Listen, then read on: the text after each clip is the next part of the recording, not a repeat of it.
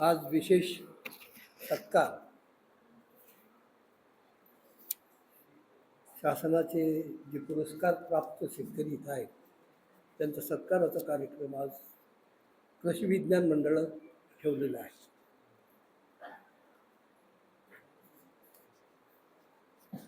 या कार्यक्रमासाठी मंचावरती उपस्थित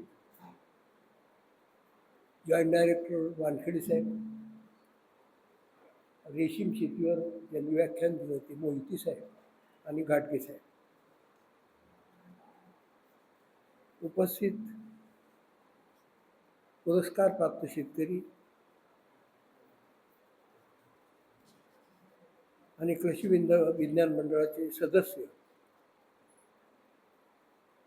महिला भगिनी, आज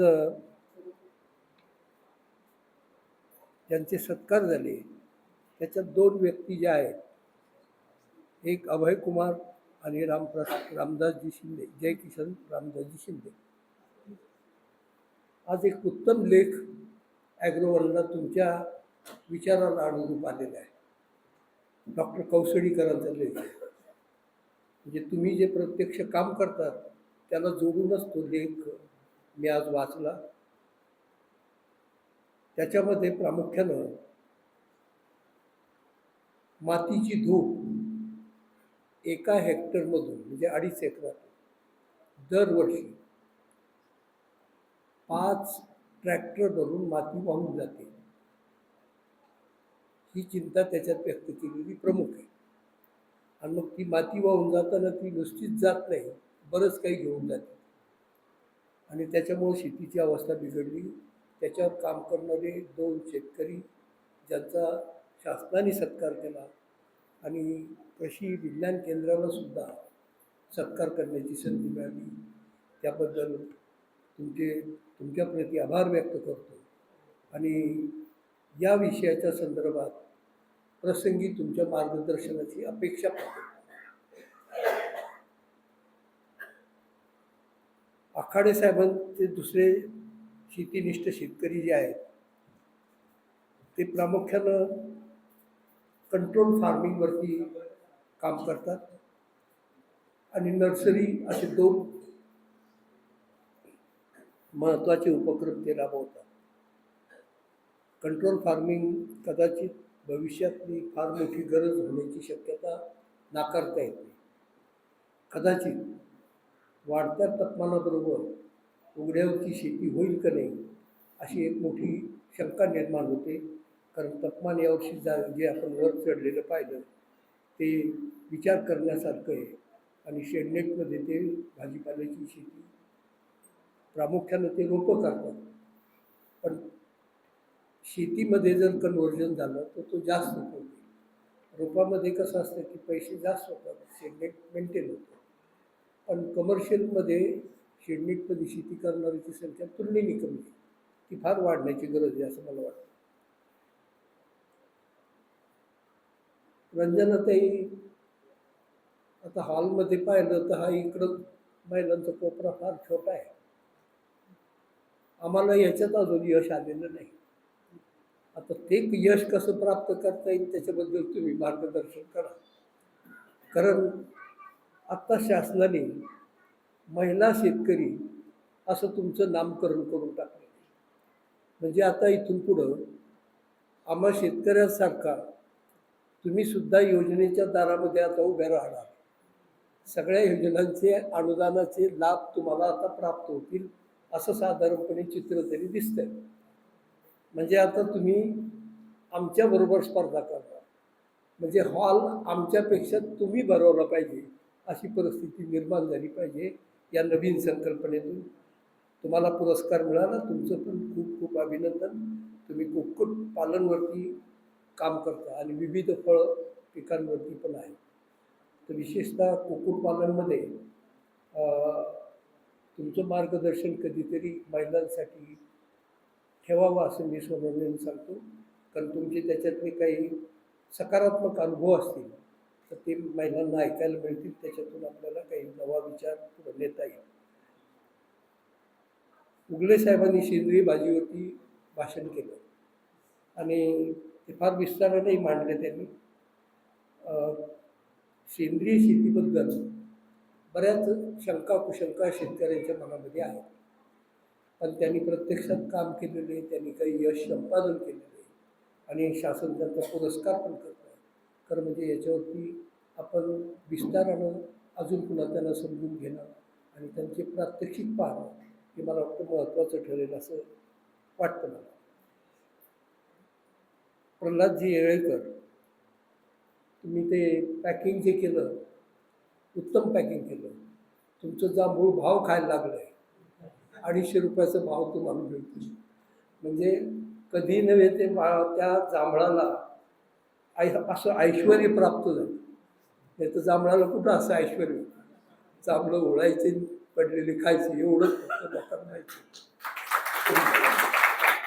जबरदस्त तुम्ही ॲपल बोर पण केलं आहे. आता ॲपल बोरचं मार्केटिंग तुम्ही कसं करता माहीत नाही, पण याचं तर आपोआप चाललं आहे. मला वाटतं 25% फळं विकली तरी खूप पैसे होत असतील सध्या तरी. उद्या काय होतं माहीत नाही.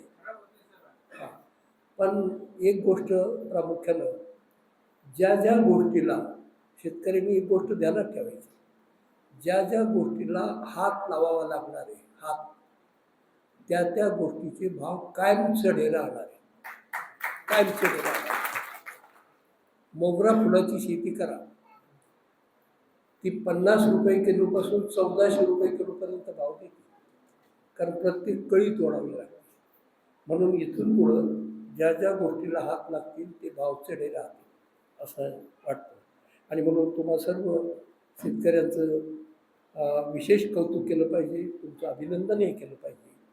आणि आज शासनाने तुम्हाला पुरस्कार जो दिला ते कृतार्थ आहे, आणि तुमच्या पुरस्कारामुळं इतर शेतकऱ्यांनाही तुम्ही जे काम करता त्याचा लाभ मिळेल ही अपेक्षा करू. खरं म्हणजे वानखेडे साहेबांचा आमचा खूप जुना ऋणानुबंध आहे. आणि विशेष म्हणजे आज इथं सत्कार करताना आम्हाला विशेष आनंद जो होतो, पण तुमची पहिली सर्व्हिस जालन्याची आणि कृषी अधिकारी म्हणून जिल्हा परिषदेची पहिली सर्व्हिस याची.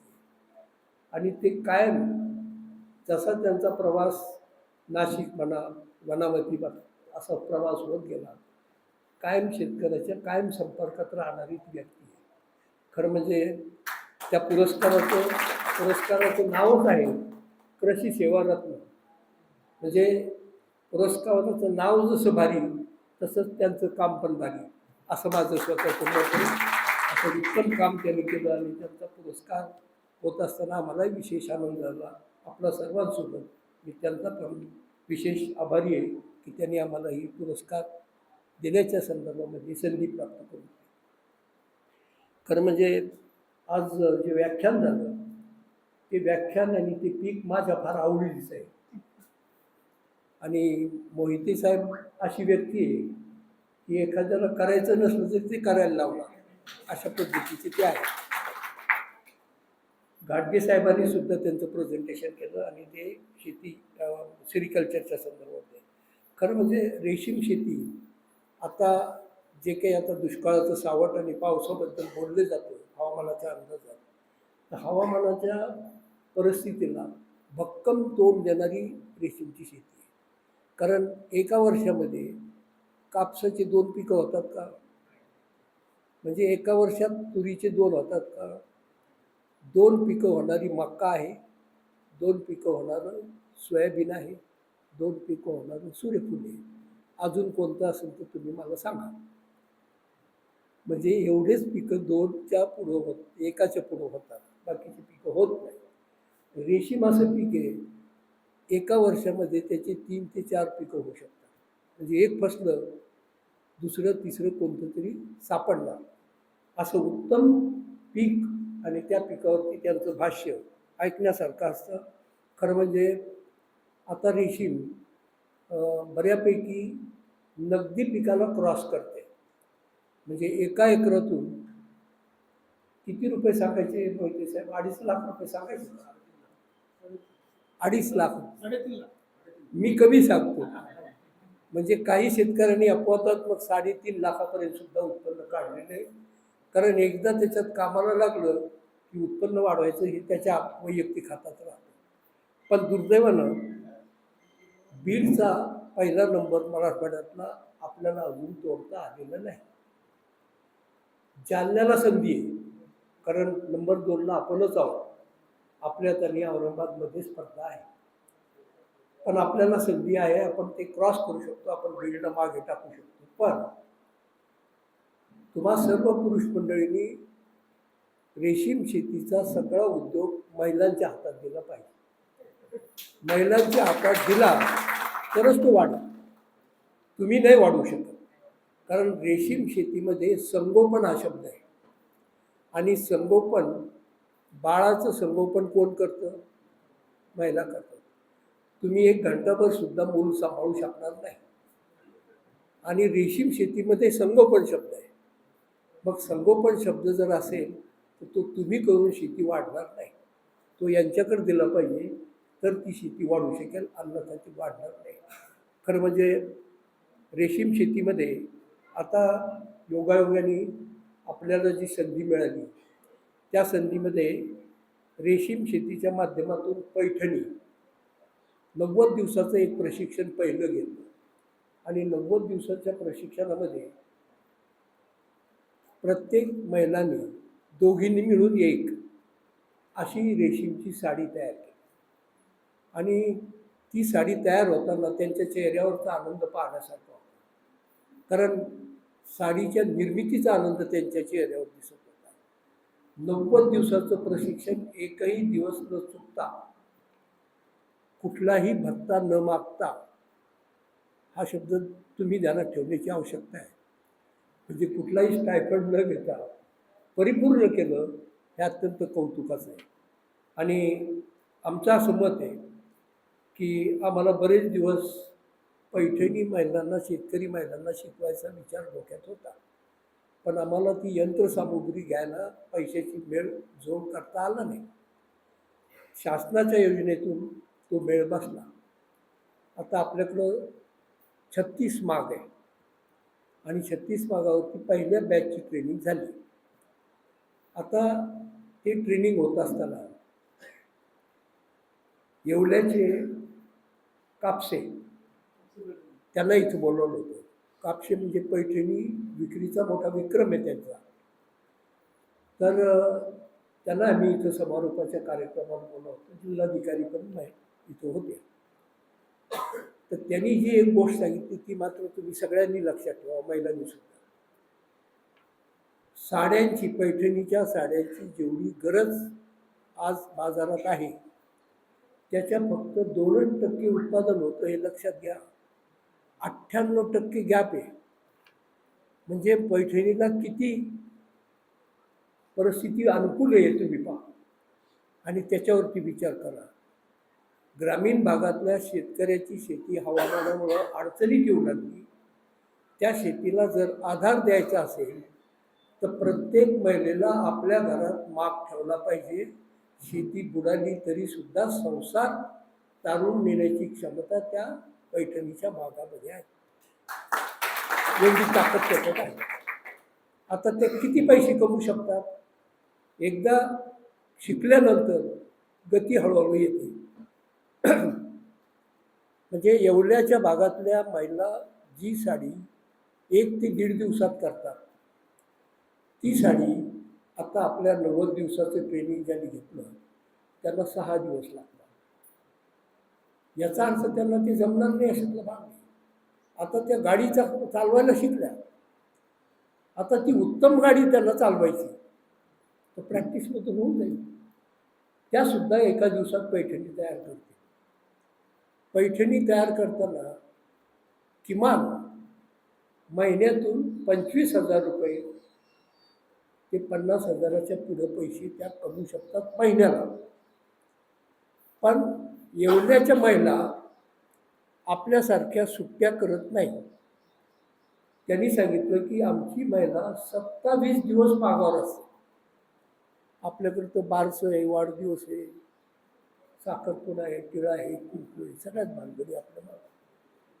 म्हणजे आपण मराठवाडीची मंडळी सगळे उत्सवप्रिय आहे. आपण तर असा जर विचार केला तर तुम्ही फार मोठा आधार ठेवू शकता, असं माझं मत आहे.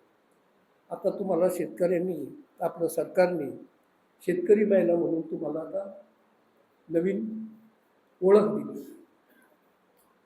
पण मोहिते साहेबांच्या उपक्रमामधून आता ते प्रतीक्षित आहे. केंद्र सरकारच्या माध्यमातून आपल्या 29 महिला ह्या काय होणार, सूत, म्हणजे त्यांना सूतकरीचा दर्जा मिळणार आहे आणि मग त्यांना सुद्धा त्या पद्धतीनं योजनांचा लाभ मिळायला सुरुवात होईल. तर सांगण्याचा उद्देश असा आहे की पैठणीकडं लक्ष केंद्रित करा. फार चांगली संधी त्याच्यामध्ये आहे आणि सन्मानानं घरातल्या घरात पैठणी करता येते. घरात माग टाकला तर सगळे कामं करीत असताना जाता येता पैठणीवर काम करता येतं. येवल्याला प्रत्येक घरामध्ये पैठणीचा माग तुम्हाला दिसेल. याचा विचार जरूर करा.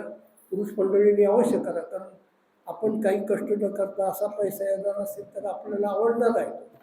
म्हणजे काही न करता पैसा त्यांच्याकडून येणार असेल तर त्याचा विचार जरूर करा. खरं म्हणजे आज उशीरही खूप झाला. मी तुम्हा सर्वांचा आभारी आहे आणि कृषी विद्यमान मंडळाचा विशेष आभारी आहे की तुमच्या या उपक्रमामध्ये या संबंध शेतकऱ्यांचा जे पुरस्कार प्राप्त शेतकरी त्यांचा सत्कार करण्याची संधी मिळाली, त्याबद्दल कृषी विज्ञान मंडळालाही धन्यवाद देतो आणि पुरस्कार प्राप्त शेतकऱ्यांचं पुन्हा अभिनंदन करतो. धन्यवाद.